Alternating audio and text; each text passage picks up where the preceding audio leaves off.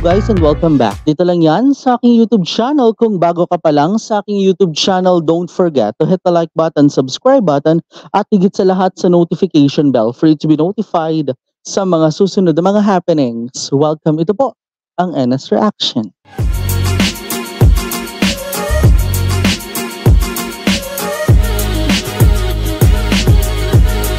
And for today, episode number 11 na tayo. Ito na nga ho ang pagpapatuloy ng huling mga episodes natin. Actually, sabi ko nga nung previous episode, nakapasok na tayo sa second half ng kwento. Ito po ang episode number 11 sa Oh My Sunshine Night. Kung maalala nga natin, may mga nangyaring halikan, may mga nangyari din namang mga naging happy-happy, di ba? So, yun yung mga bagay nga ho na mga nasaksihan natin all throughout the previous episode, di ba? Especially doon nga sa may nangyari nga rin ng previous episode ng mga send-off moments where yung mga nasaksihan natin doon sa nangyaring send-off ay patungkol ito doon sa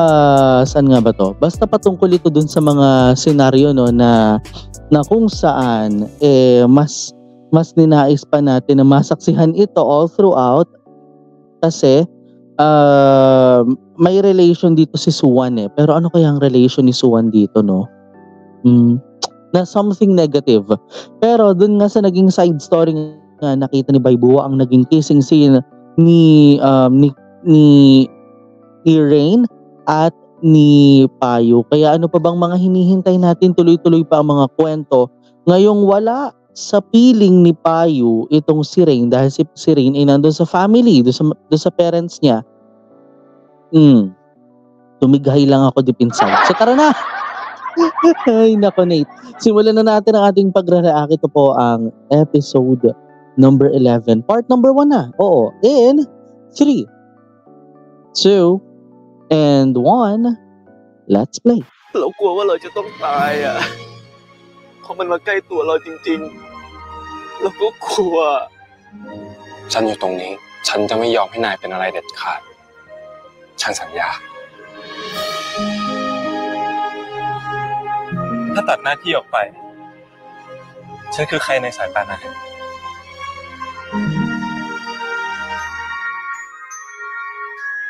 เมื่อฉันจำได้แล้วฉันจะจำฝังใจเลยล่ะฉันเป็นคนที่นายเลือกที่จะลืมหรือเลือกที่จะจำ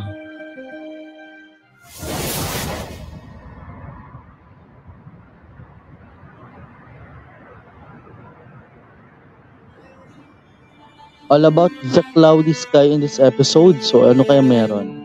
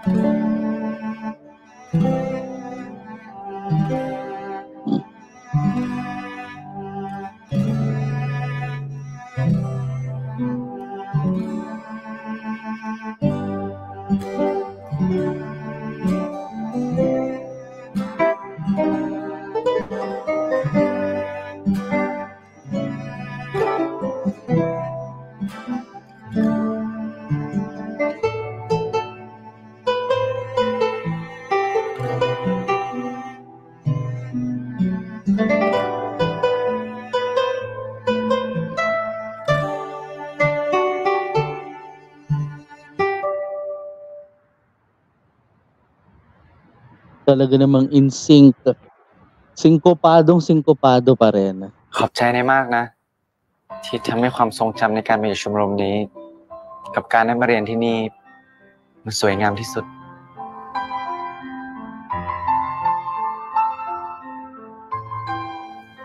ขอบใจนายเหมือนกันนะ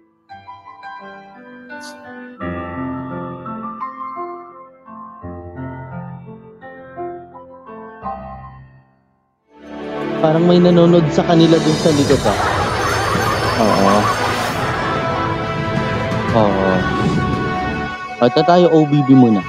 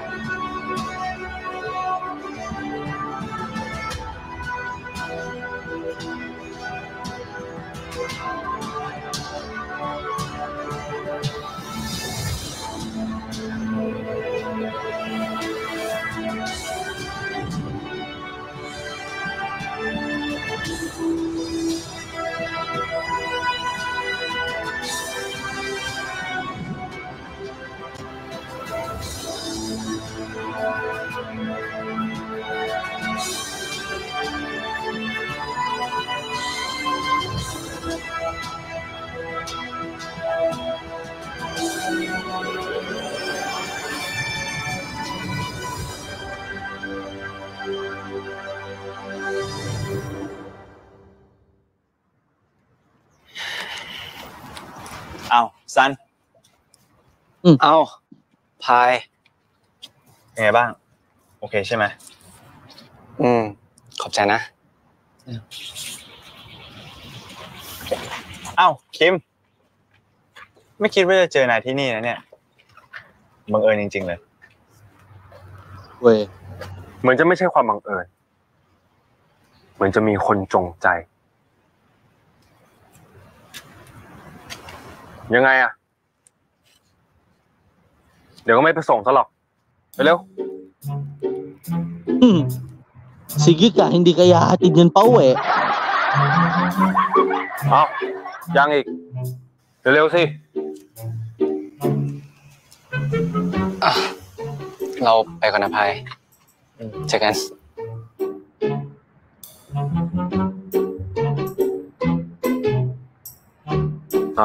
ถือ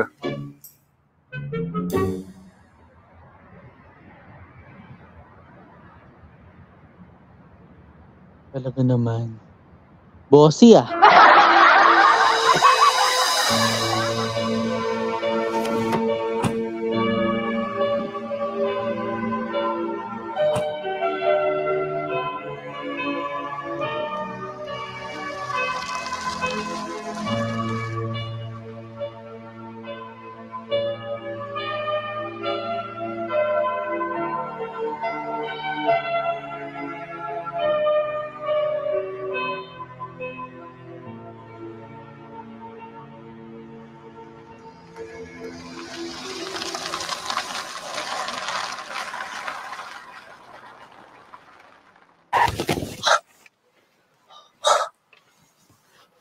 Grabe naman to Pumreno. ไม่ไปโกรธใครมาเนี่ย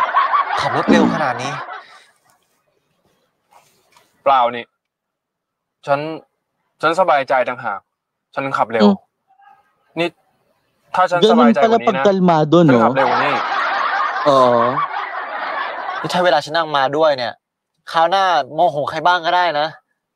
ที่ขับช้าลงกว่านี้ ก็ถนนมันโล่งอ่ะฉันเลยอยากลองเทสเครื่องดู ขับเร็วมันอันตราย ถ้าอยากเทสเครื่องขนาดนั้นอ่ะ ครั้งหน้าให้เราลงก่อนก็ได้ ฉีกเกือบแตก ไหนอ่ะไม่เห็นจะแตกเลย คนเขาเปรียบเทียบเฉย โอ้พูดอย่างนั้นแหละ Itong dalawang to. Nagpapauyuhang maigi tong dalawang to.ๆ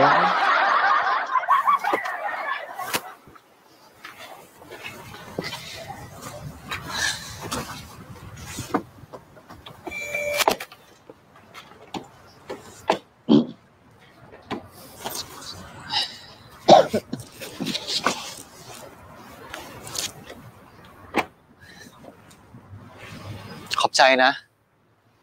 ไม่เป็นไรให้ช่วยไหม ไม่เป็นไร ขอบใจนะ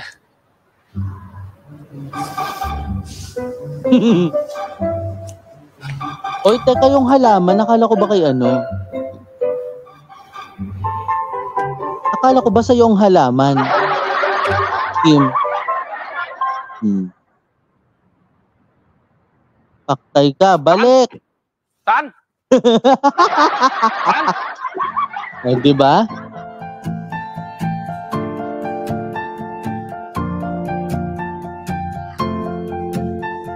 Bilis eh!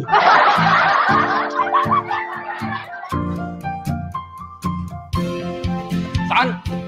Tan! Naku, wala. Nakaakyat na.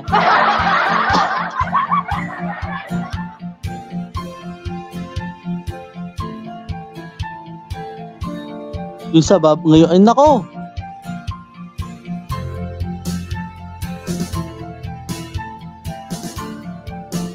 Pagka nga naman minamalas, ano? Aba, ay talagang, ay, jogging na jogging, B.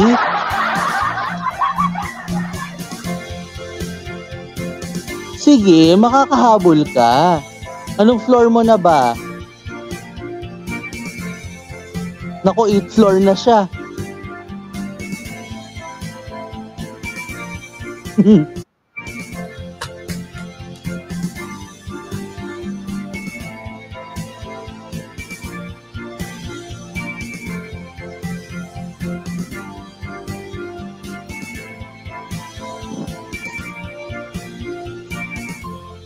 Alam mo, B, pagod na pagod ka mamaya.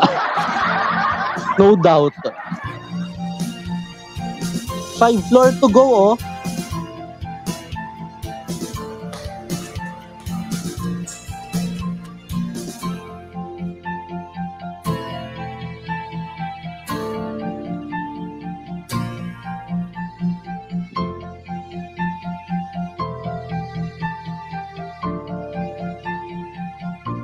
B, 25th floor na.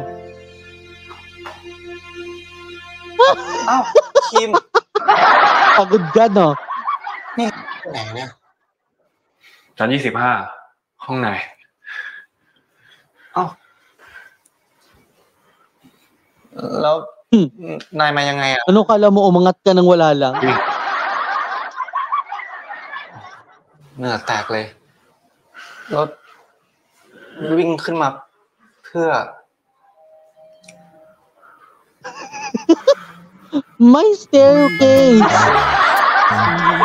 อ๋อลืมเลยอ่ะ ขอโทษที Ay, nako.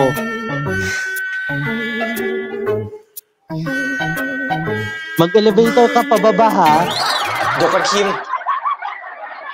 ฮะ นายจะไปนั่งพักที่ห้องเราก่อนก็ได้นะ เราสามารถอธิษฐานขอพรจากดาวคู่นี้กันได้ แล้วนายอ่ะ อยากขออะไร คงเป็นโชคชะตาทำให้ฉันได้พ B, บ pagod เธ siya, อ oh. อยากจะรู้ Ikaw ba naman ang takbuhin yung 25 floors, di ba? Oo, mula sa unang palapag hanggang doon sa 25th floor. Ikaw kayang tumakbo ng tumakbo. Di ba? Sino kayang hindi matatakot sa ganun, di ba? Paloka. Palibasa hindi ganun kasi pagpagod tayo hindi natin alam kung ano yung hawak natin, or kaya minsan pagka alam mo yun, kapag nag-space, hindi naman space out pagka lutang na talaga tayo, hindi natin alam kung ano yung hawak natin, hindi na natin alam kung ano yung mga ganung bagay-bagay, hindi na natin alam yung mga ganun ang alam lang natin talaga yung okay, sige. Kung ano mahawakan ko, pasensya na lang Yung parang ganon. Oo. So by the way, Highway, ito natin pagpapatuloy na natin ang kwento. Dito lang yan sa second part. In 3, 2, and 1. Let's play. ยิ่งฝืนไม่คิดเท่าไรยิ่งทำให้ใจคิดถึงเธอ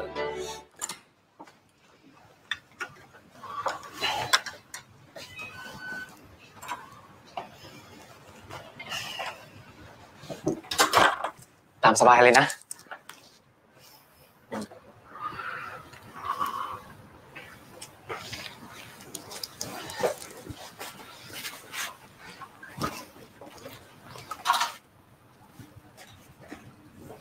น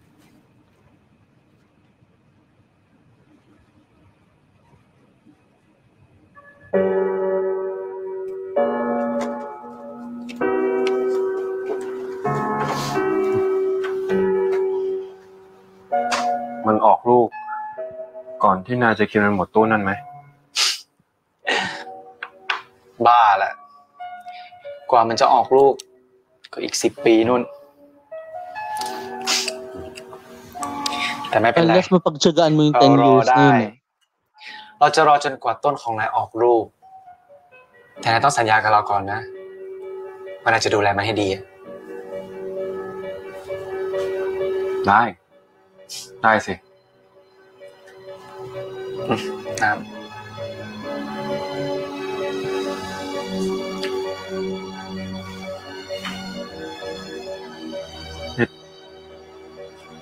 ฉันถามอะไรหน่อยสิ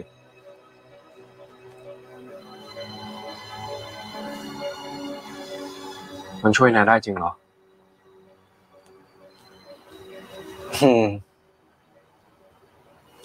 ตกลงนายเป็นอะไรกันแน่ถึงต้องกินมันน่ะเหรอคือเราเป็นโรคหัวใจตั้งแต่เกิดอ่ะมีเส้นเลือด2 เส้นส่งไปเลี้ยงหัวใจเกือบไม่รอดตั้งแต่เด็กเนี่ยและนั่นก็เป็นสาเหตุที่เราอยู่กับพ่อกับแม่ไม่ได้จริงๆเรามีพี่2 คนนะแต่ว่าเขาเสียตั้งแต่ตอนอายุ1 เดือนด้วยโรคเดียวกันกับเราโรคหัวใจเหรอ พ่อกับแม่เขาเชื่อว่ามันเป็นเรื่องทางไสยศาสตร์มากกว่าทางวิทยาศาสตร์เขาก็เลยขอออกห่างจากเราไปไกลเพื่อให้เราอยู่รอดแต่มันอาจจะจริงก็ได้นะเพราะว่าทุกวันนี้เราก็ยังหายใจได้อยู่แค่แลกกับการไม่มีใคร And it means you need to think about it na ikay nakakahinga pa at your age, di ba? Or at least na-extend pa yung buhay mo until ฉันขอ now. โทษนะที่ฉันถามนายอ่ะ เฮ้ยไม่เป็นไรฉันต้องขอบใจนายต่างหากที่ทำให้เราได้พูดแล้วก็เรื่องที่นายพาเรากลับมาคืนนั้นนะ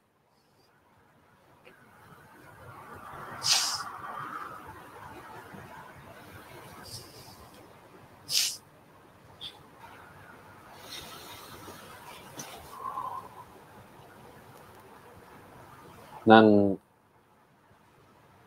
นั่นน่ะเหรอตัวแทนของการรอคอยน่ะ รอคอยเหรอ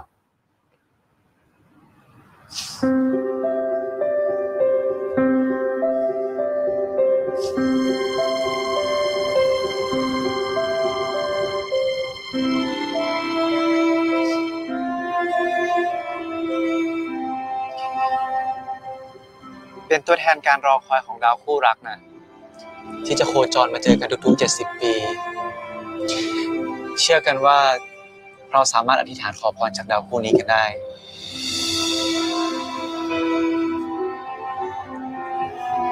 แล้วเมื่อไหร่อ่ะ เดือนกุมภาพันธ์ปีหน้านู่น Medyo matagal pa. อีก4 เดือนงั้นเหรอ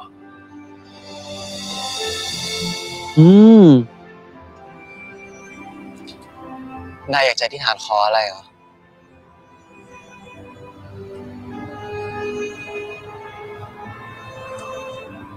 Parang ano parang October yung story เป็น ngayon. ตัวแทนมหาวิทยาลัย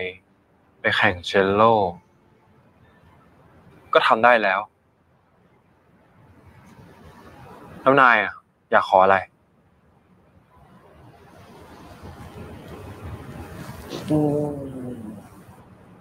ถ้าบอกเขาก็ไม่เรียกว่าอธิษฐานนะสิจริงปะ Oo, kasi ma-jinx yan eh. Oo. ไม่น่า Baka เชื่อนะ ma-jinx, นี่ you know. เราอยู่ในยุค 5G แล้วนะยังเชื่ออะไรแบบนั้นอยู่อีกเหรอ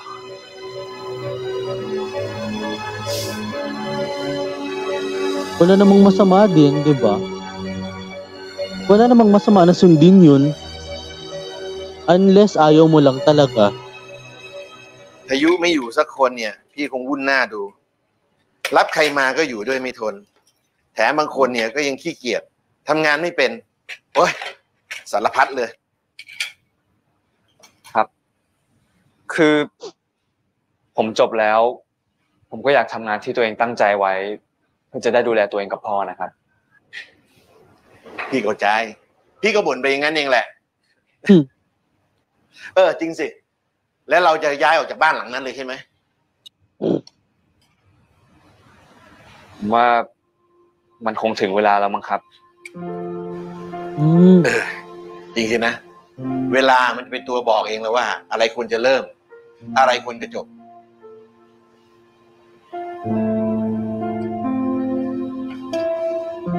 ครับ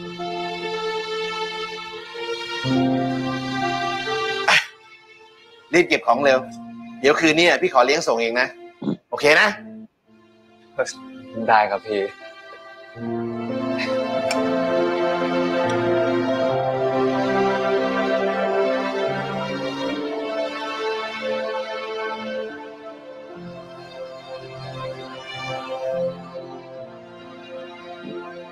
ร้านปิดแล้วครับ เฮ้ย ใบบัว ใบบัวใบบัว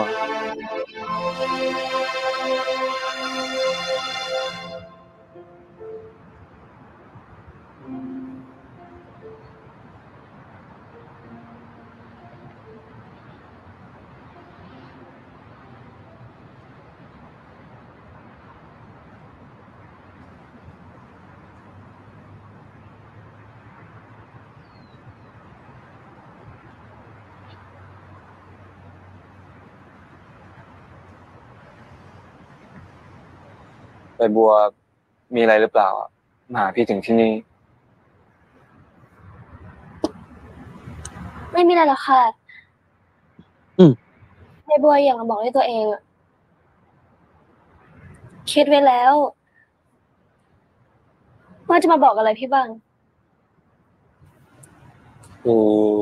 ไม่ต้องดีกว่า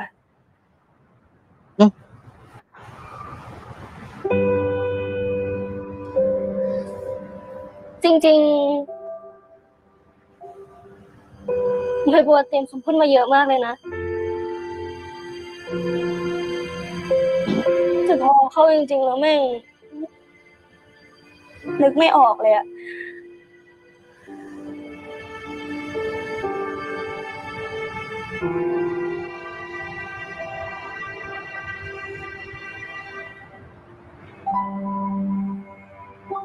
ใบบัวคือที่ นึกซะว่า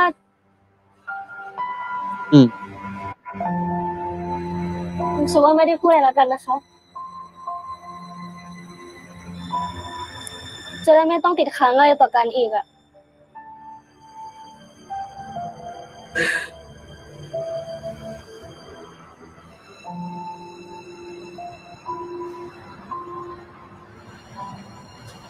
ใบบัว ไปบัวกลับก่อนนะ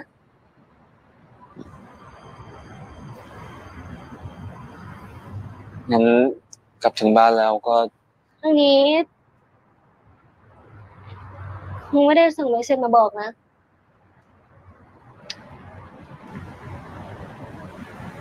พี่จะได้ไม่ต้องเป็นห่วง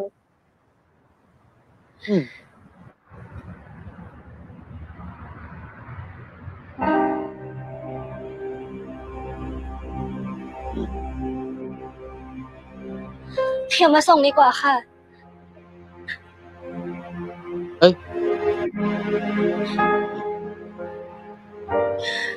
ถ้าพี่ไม่อยากเห็นน้ำตา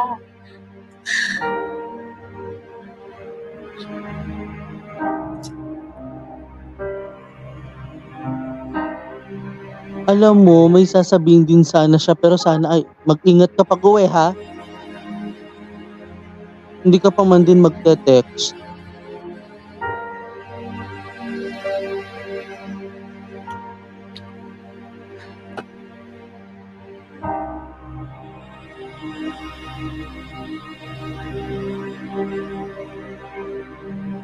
kasi si Baybua sa pagkakaalam natin may pagtingin to kay ano kay Payu hindi ba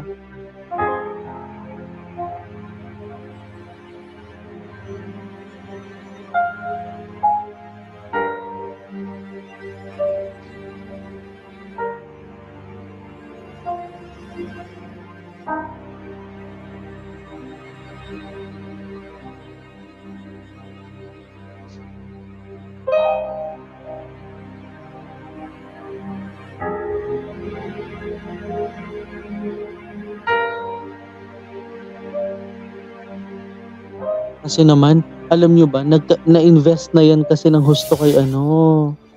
kay Payo. พี่จะจากพวกเราไปนั่นแหละครับ Nako, คง that เป็น will โช be a ค bigger ชะตา question, ทำให้ฉันได้พบเธอแปลกที่รู้ Pero alam nyo, sayang yun. Sayang yung chicken. Yung sa kabilang room o sa kabilang area kanina, hindi na ubos. Hindi ko nakain ng husto. Pero yun nga, no, alam nyo, para syempre kay Baybua, masakit din naman talaga yun. May mga nasabi lang talaga siya na may nasabi siya right before this happening. Pero yun nga lang, nag-hold back siya eh. Ang ending talaga wala na siya nasabi. Which is masakit yun. Masakit yung hindi mo nagawang sabihin dun sa isang taong yun kahit alam mong masakit. 'Di ba? Kahit alam mong masakit yung isang bagay na yun, dapat mas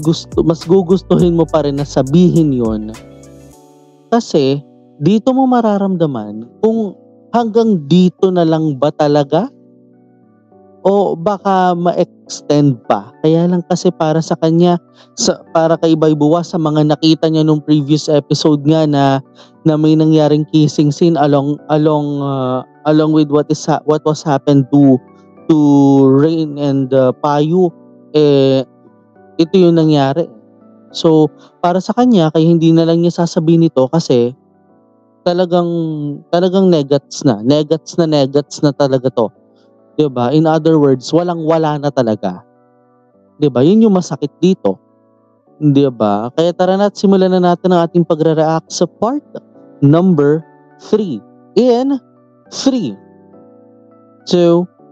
and 1, let's play. ยิ่งฝืนไม่คิดเท่าไรยิ่งทำให้ใจคิดถึงเธอ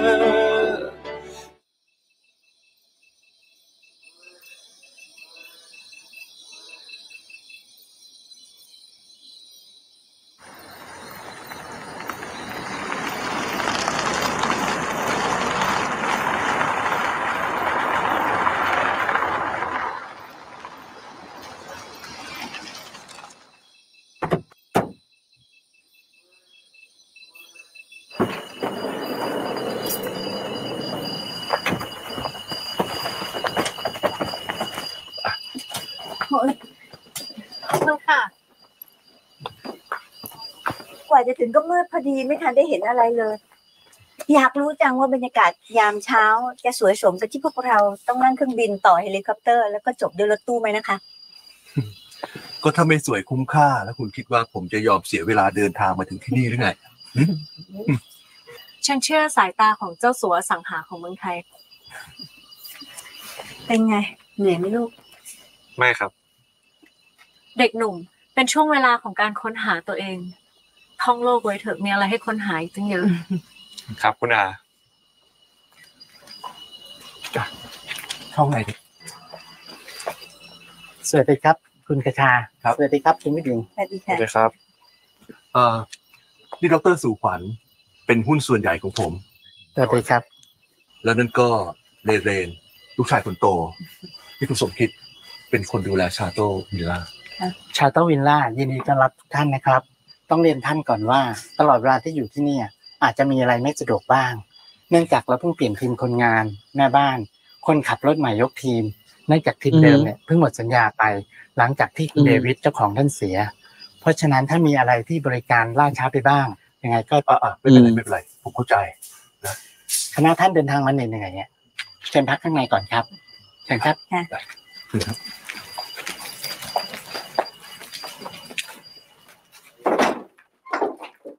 เชิญครับ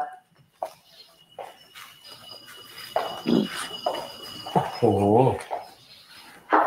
ที่สวยกว่าในรูปที่คุณสมคิดส่งมาให้ผมดูอีกนะเนี่ย เชิญเลยครับ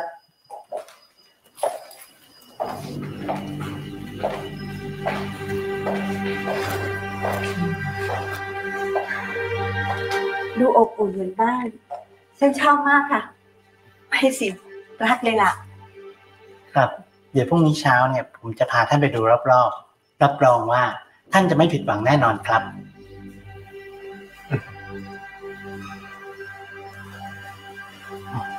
นี่ชาม่อนฟ้าครับชาที่เราปลูกที่นี่รับรองว่าหอมชื่นใจแน่นอนครับ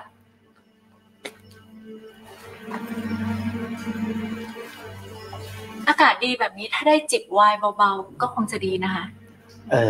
ที่นี่เราไม่มีไวน์ครับผมมาอยู่ก่อนเพื่อนคุณกระชาหมายถึงคุณเดวิดเจ้าของที่นี่ก่อนที่ท่านจะเสียประมาณปีหนึ่งแล้วก็ไม่เคยเห็นท่านเคยดื่มนะครับเราก็ไม่เคยเก็บแล้วก็เตรียมไว้ให้แขกอาจจะเป็นเพราะว่าคุณเดวิดเนี่ยท่านมีปัญหาเรื่องสุขภาพในระยะหลังนะครับไม่เป็นไรค่ะมีไวน์ไม่มีไวน์ก็ไม่สำคัญเข้ากับบรรยากาศดูเหมือนท่านจะไม่เคยทำให้ฉันผิดหวังนะคะดีใจที่ด็อกเตอร์ชอบเรนเธอดูพ่อเธอเอาไว้นะ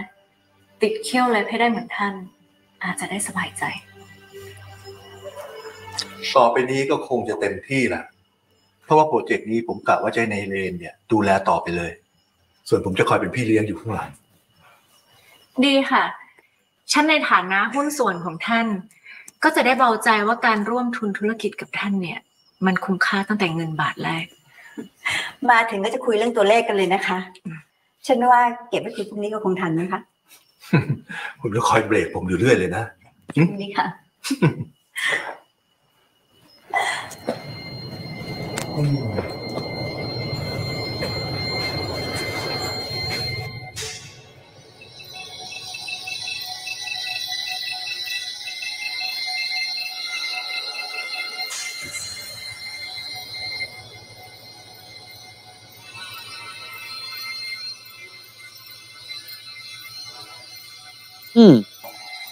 mukhang may something ah.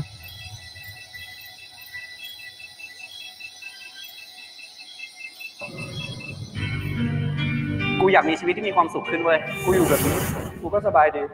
แบบที่ไม่รู้ว่าจะไปซ้ายดีหรือขวาดีแต่ว่าไม่รู้ว่าจะไปทางไหนดีเนี่ยนะมึง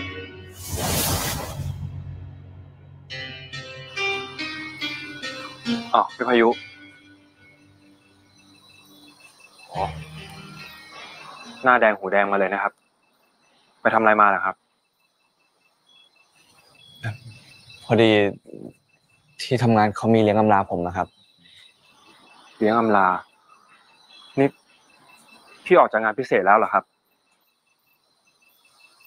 ครับพี่พายุพี่ก็เรียนจบแล้วทำไมไม่มาช่วยงานบริษัทคุณพ่อล่ะครับ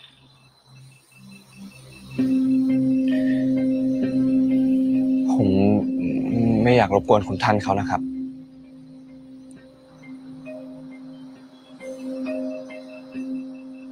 พี่พูดอย่างนี้พี่จะจากพวกเราไปงั้นเหรอครับ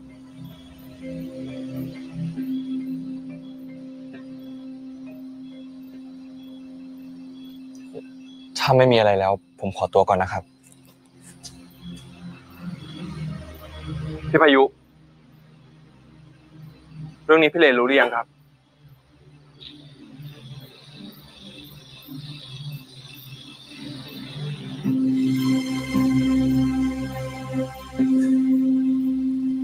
ถ้าคุณหนูใหญ่กลับมาพี่จะบอกพี่ทำแบบนี้เพื่ออะไรอะครับ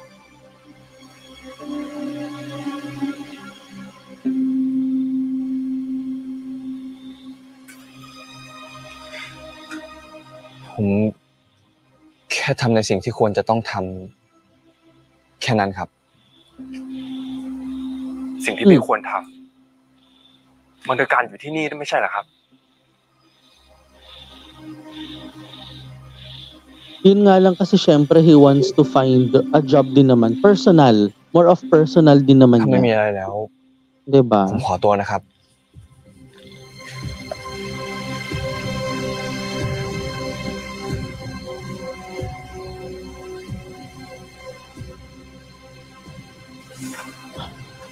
Saan naman siya pupunta nito?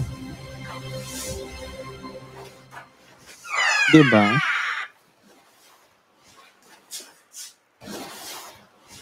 He graduated and after that, anong mangyayari sa kanya? Diba? พายุพ่อเข้าไปได้ไหมครับพ่อ พ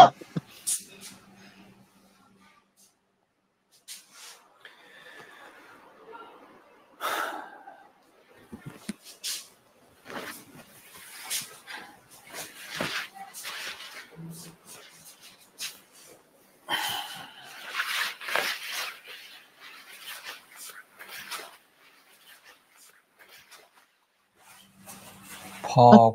คงไม่ได้มาพับผ้าให้ผมตอนเที่ยงคืนหรอกนะครับ พ่ออยู่ที่บ้านหลังนี้มาตั้งแต่แกยังไม่เกิดคุณผู้ชายมีบุญคุณกับพวกเรามาก And lifetime commitment ni Santi yan. แต่ถ้าแกจะไปจากที่นี่แกเข้าไปเถอะ Ano raw? จะไป If จาก you want ที่ to นี่ leave. แกเข้าไปเถอะพ่อจะอยู่ดูแลคุณผู้หญิงและคุณผู้ชาย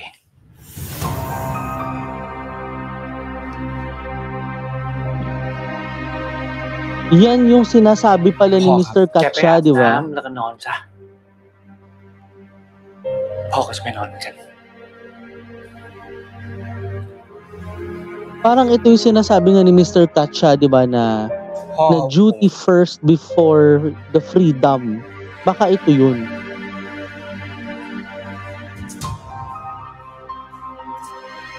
Kasi doon nakafocus si Santi eh. 'Di ba? And ito yung realization na hindi naman panghabang buhay yun ang trabaho ni Santi. 'Di ba? Hindi naman panghabang buhay ito yun. 'Di ba? And nakakagulat lang kasi nagtupi siya bigla. 'Di ba? Normally dapat usap-usap lang. Ay sorry. Mali na pindot ko.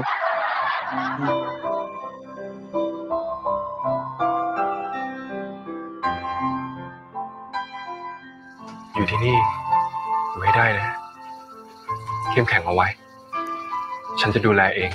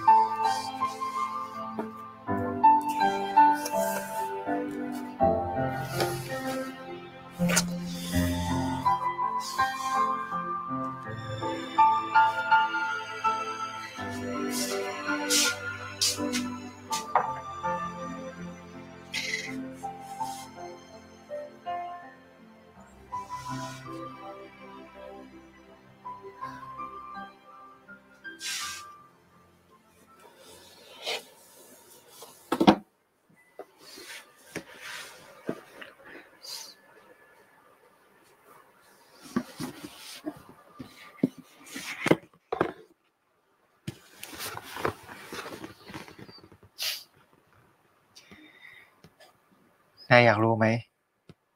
ว่าฉันอธิษฐานขออะไร Ano yung wish na yan? Bigla tuloy ako naging interesado, my G. Mga B.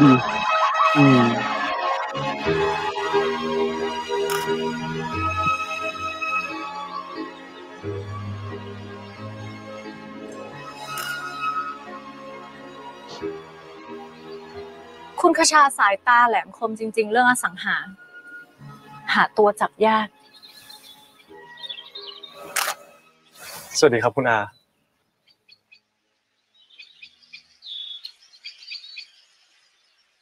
ที่นี่ถ้าผันเป็นธุรกิจคงจะทำเงินได้มหาศาล ผมว่าท่านคงซื้อเก็บไว้ครับเผื่อมันจะมีมูลค่าในอนาคตท่านเป็นคนมองอะไรไกลๆ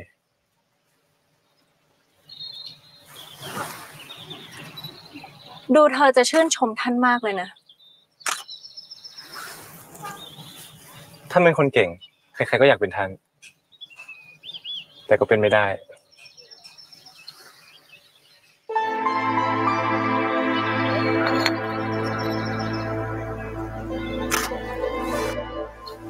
แล้วเธอล่ะ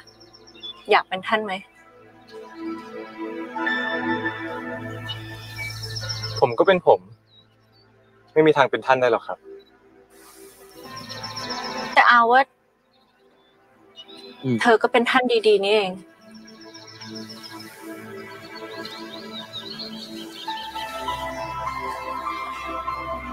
เธออาจจะมองไม่เห็นตัวเองแต่ว่าอาเห็น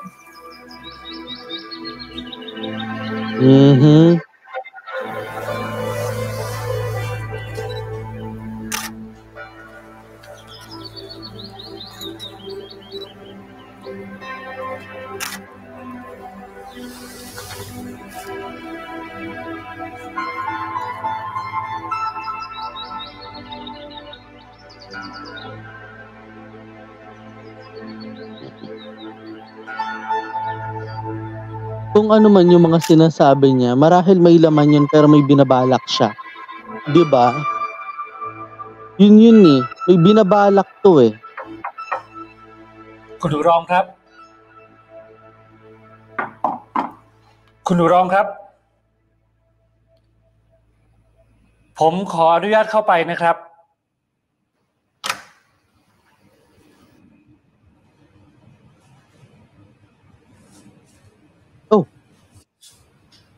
So,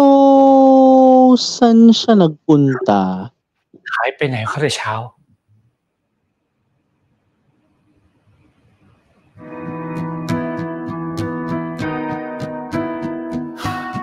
พอคุณผู้ชายไม่อยู่ เอามอเตอร์ไซค์ไปจนได้ motor ang gamit.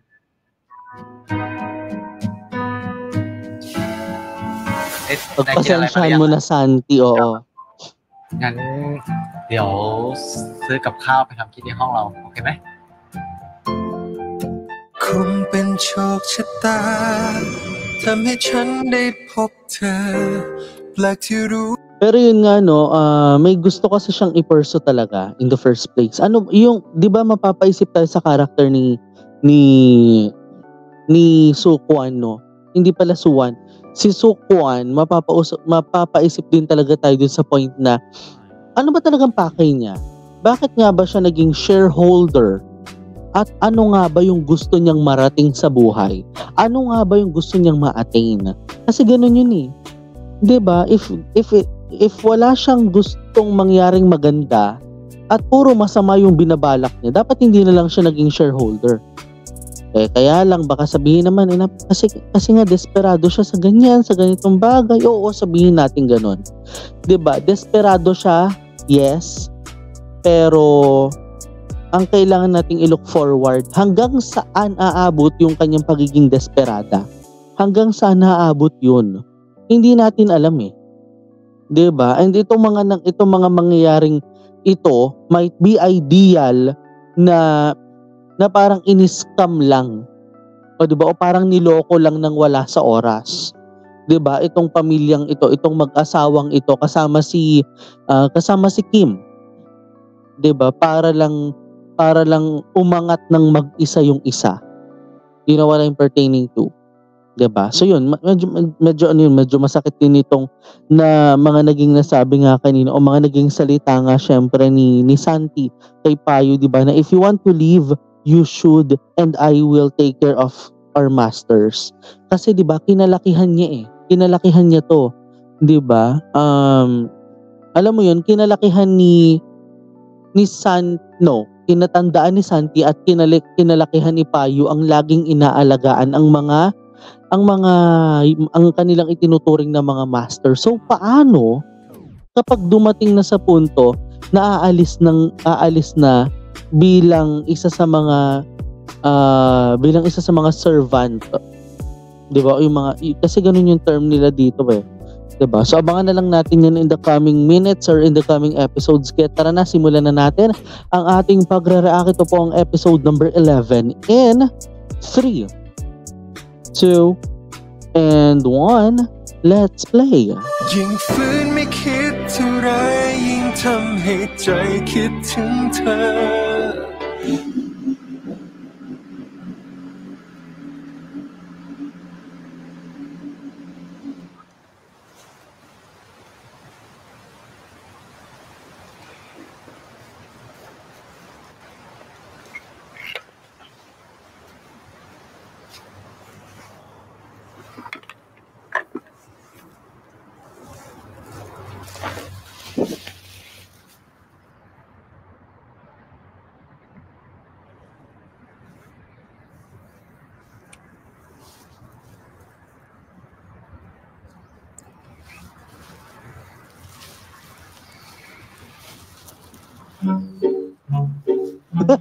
Paano ginagawa mo? Model lang? Aray, ano, photoshoot?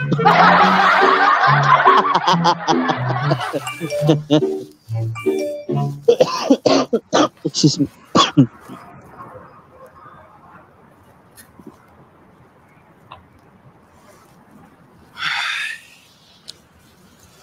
อ้าวคิม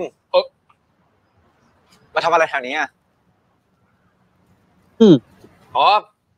เบิร์นจังเลยอ่ะพอดีฉันแวะมาแถวนี้พอดีมาหาเพื่อนอ่ะแต่ดันไม่อยู่ซะงั้น Meron ba? นายมีเพื่อนด้วยเหรอ Oo nga no. ไม่มีอะไรจะทักแล้วใช่ไหม Payback time. นายจะไปไหน ว่าจะไปซื้อของซูเปอร์ข้างๆนั่นแหละ อ๋อพอดีเลย ฉันก็ไปเหมือนกัน นี่นายมาตั้งไกลเพื่อมาซื้อของซูเปอร์แถวนี้เนี่ยนะ Talaga ba? ใช่เขาบอกว่าของที่นี่เนี่ยมีให้เลือกเยอะดี ฉันก็เลยมา เหรอ Ang weird mo ha.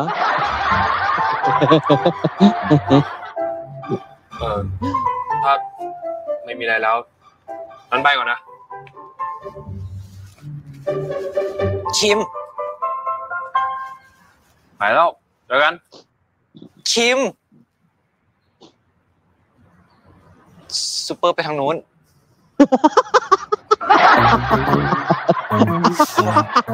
ลืมไปเลยไม่ได้มาบ่อยก็ไปด้วยกันเลยสิ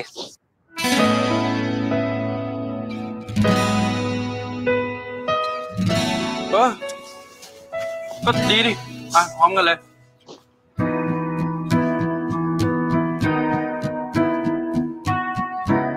Natutuwa ka rin pala. Dapat hindi ka na nagpanggap, Utoy, o ano?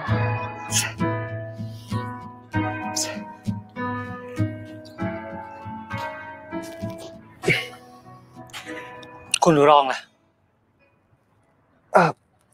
เห็นออกไปตั้งแต่เช้าแล้วนะครับพ่อทำไมแกไม่ขับรถไปส่งคุณหนูรอง คุณหนูรองบอกว่าจะขับรถไปเองครับ พ่อบอกว่าไงให้ดูแลคุณหนูดีๆ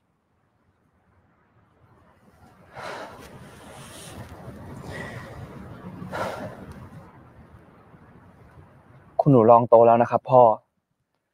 ถ้าเขาบอกว่าไม่ผมก็ต้องเชื่อฟังมันก็ควรจะเป็นอย่างนั้นไม่ใช่หรอครับก็ดีอย่างน้อยบ้านหลังนี้เนี่ยมีคนที่พูดแล้วแกยอมเชื่อบ้าง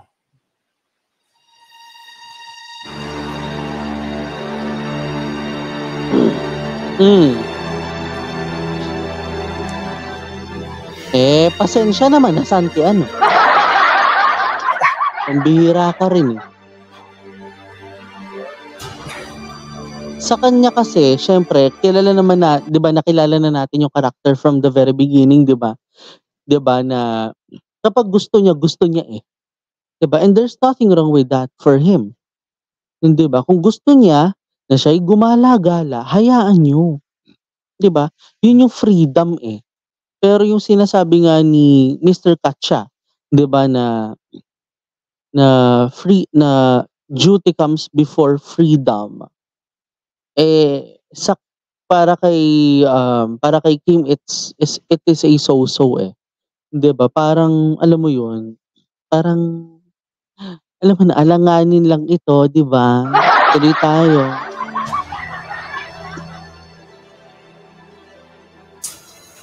โอ้มองตอนกลางคืนดูไม่ออกเลยนะคะว่าตอนเช้าจะสวยขนาดนี้อ่ะ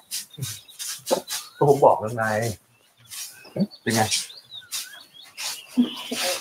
เรากำลังคุยอยู่กับใครล่ะคะคุณพี่ ที่ชาโต้วิลล่าของเราเนี่ยคือเมืองย่อมๆเลยนะครับเรามีทุกอย่างที่นี่เรามีกระแสไฟฟ้ามีน้ำของเราเองเราปลูกข้าวบาเล่ปลูกผักปลูกผลไม้เราเลี้ยงสัตว์ที่นี่รวมถึงคอกม้าด้านหลังด้วยครับแต่ก็ไม่มีใครเข้าไปดูแลที่นั่นเท่าไหร่ครับคอกม้าเหรอครับใช่ครับ ถ้าเจ้าคิมน้องชายผมอะครับได้มาที่นี่ต้องดีใจมากแน่ๆขานั้นอะชอบขี่ม้าสุด ดีครับ เดี๋ยวเชิญทุกท่านไปดูฝั่งนู้นดีกว่านะครับ มีไร่ข้าวปลาเล่สวยๆครับ เชิญครับ the barley rice field that they have their self sown. Oo. Or parang self-made. Oo, parang ganun. Parang self-made siya.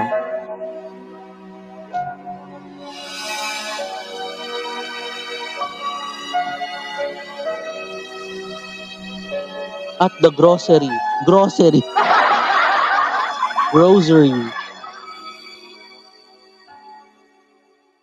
แล้วนี่นายจะมาซื้ออะไรเหรอ งั้นเดี๋ยวเราไปดูอะไรตรงนู้นก่อนแล้วกันนะ ผมฉันช่วย ใจนะ Bigla kang naging matulungin. นายกินอะไรมาหรือยังอ่ะ ก็ยังอ่ะไม่หรอ งั้นเดี๋ยวซื้อกับข้าวไปทำกินในห้องเราโอเคไหม ก็โอเคนะยังเช้าอยู่เลยอ่ะนี่ แล้วนายไม่กินอะไรมั้ง ก็เนื้อไก่ไข่แดงสัตว์แพทย์ทะเลอ่ะปลาหมึกกับกุ้งส่วนผักเนี่ยฉันไม่กินถั่วฝักยาวดอกกระหล่ำแตงกวาฉันว่ามันเหม็นเขียวอ่ะแล้วก็มายองเนส mapili. กิมจิวาซาบิ เอางี้นายกินอะไรได้บ้างดีกว่าน่าจะสั้นกว่า หมู Tinanong mo kasi yung hindi eh. มักกะโรนี โอเคจบแค่ตรงนี้ แล้วนายจะถามทำไม อ้าวคิม บังเอิญเหรอคือที่บังเอิญเจอกันแบบนี้เนี่ยไม่ตั้งใจเหรอ ซันไม่ได้นัดกับเพชรไว้หรอ เปล่านี่ ก็เห็นในเพจมันบอกว่าช่วงปิด Walang เทอม sinasabi si Petch. Walang sinasabi si Petch. Huwag ako. ก็ดีนะ จะได้สนิทกัน Pass. แล้วทำไมเนี่ยไม่โทรตามเพชรมาเลยอ่ะวันนี้เนี่ยฉันจะซื้อของไปทำกินที่คอนโดกับซันโทรตามมาเลยดิ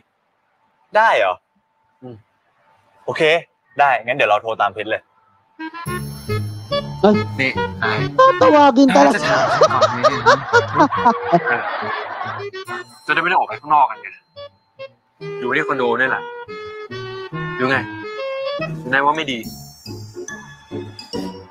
Kung ako yan, good idea yan. เพชรมันมานะพอดีบ้านมันอยู่แถวเนี้ย Patay. นั่นสินะ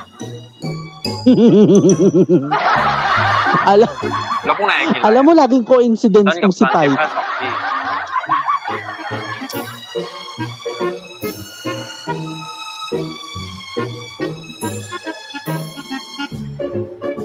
เราว่าเราจะไป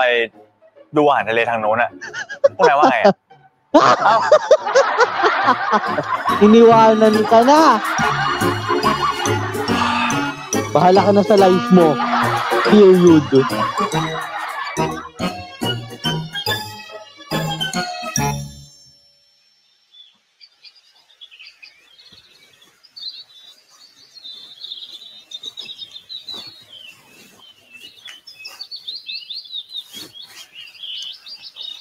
คิมเอ้ย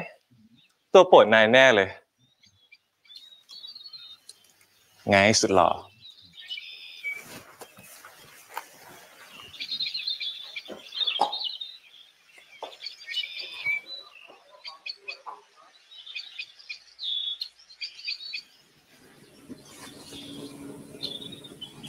แปลกนะ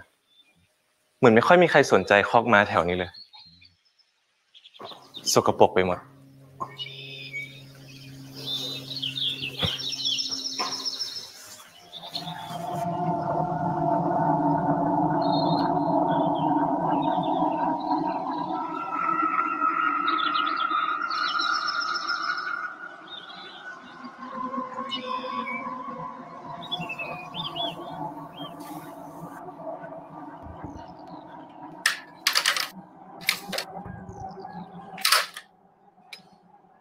Oo.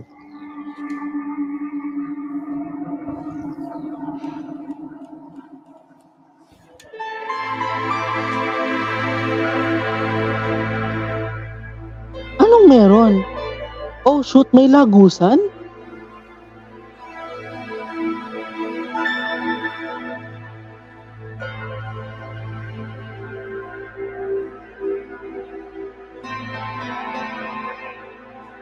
Ooh.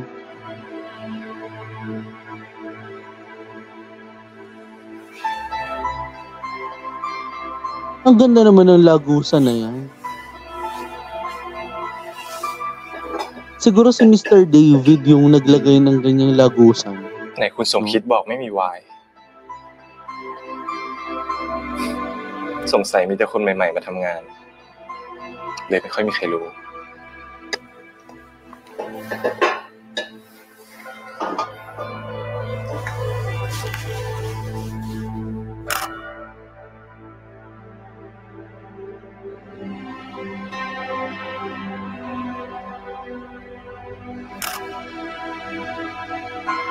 Ang ganda nung ilalim ha, kasi parang ano siya, para siyang functional. 'Di ba, for the parties, yung mga hiding parties, 'di ba, yung mga hidden party. สงสัยที่นี่ไม่มีสัญญาณค่อยส่งทีเดียวแล้วกัน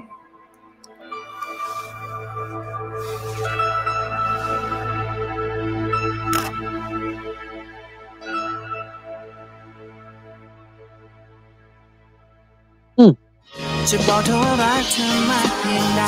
จะบอกว่าคิดถึงเธอมากแค่ไหนจะบอกเธอด้วยเสียงดังๆเธอรู้ว่าเธอแอบคิดเหมือนกัน Talaga. Talagang dalawang nagluluto, dalawang nagpe-prepare dun sa terrace. Ang galing. Talagang sa nearby ha. อ้าวคิมเร็วมานั่งกินด้วยกันนั่งไม่เรียกกินอยู่แล้วอย่างหิวเลย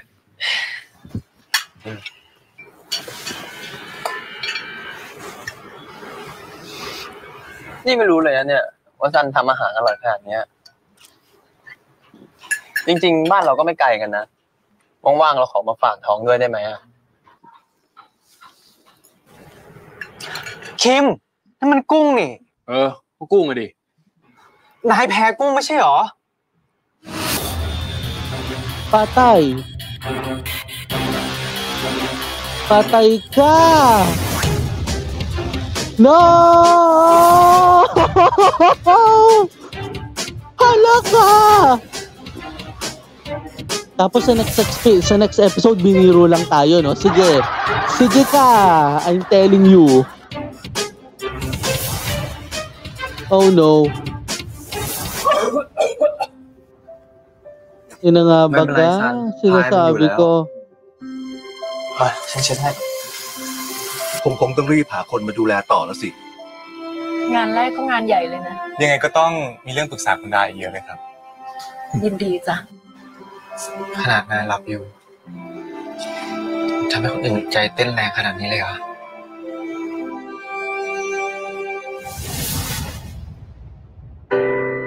Kain kasi ng kahain.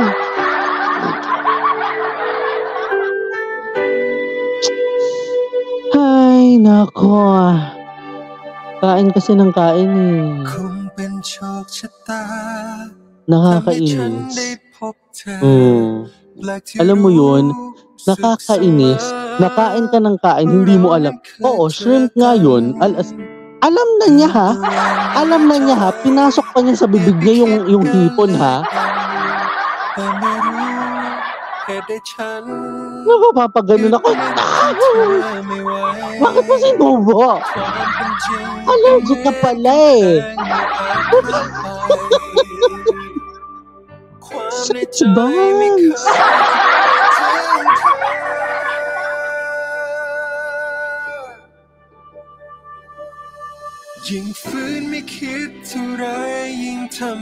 Nakakainis. Allergic ka pala sa hipon. Bakit mo pa sinubo, diba? Ano ka? Alam nyo, yan ang mahirap talaga eh, no? Yan ang mahirap dyan eh. Oo, yan ang mahirap dito sa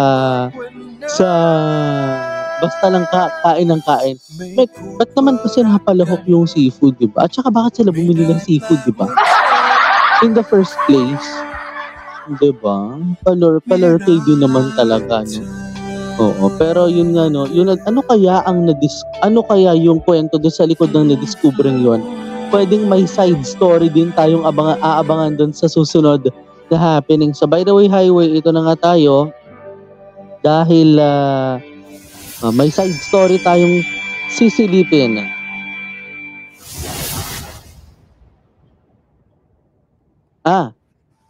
Part number 4.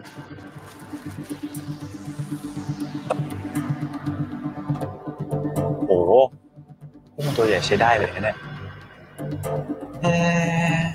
เหมือนว่าจะทำสปาเกตตี้พี่ครับขอกุ้งโลนึงครับรบกวนปอกเปลือกแล้วก็แกะหัวด้วยนะครับได้ค่ะรอสักครู่นะคะ ได้ครับ Kasalanan mong hayop ka, ha? Ikaw talaga, ha? Kaya napapalahok doon. Ay nako, nakakainis. Ikaw pala pa ang may kasalanan. Sira ulo ka. Napainit mong ulo ko, ha? Parang nakakabut. Naku, yung magmura. Sko. Nakakainis. Kasi naman, ang dapat lang talagang nandun, sila lang dalawa. Bakit kasi nagpupumilit pa at nagiging coincidence ko, no? Palorkay, no? Nakakaloka yung mga nangyayari dito sa episode na ito. Si Pai pala ang bumili. Si Pai ang bumili ata ng parang 1 kilo or kalahating kilo lang no ng hipon. Grabe ka. Na ano pa tuloy, nagka-allergy tuloy siya. Si Kim naman, kain ng kain, subo ng subo. Pambihirang to, oh. Pero abangan natin, ha. Ano ang mangyayari right after the allergy story, yung allergy na story ni ano pangalan niya nito? Ni Kim, no? Abangan natin yan sa mga susunod na mga happenings. Marami pa tayong mga titingnan ng mga kwento, ha, regarding dun sa current situation ni Mr. Katcha at saka ni ano pangalan ng isa? At saka ni Mrs. Orani, no? Yung tungkol nga dito sa kanilang pagpunta sa villa na kung saan kasama si Kim, si Rain at saka si Sukwan,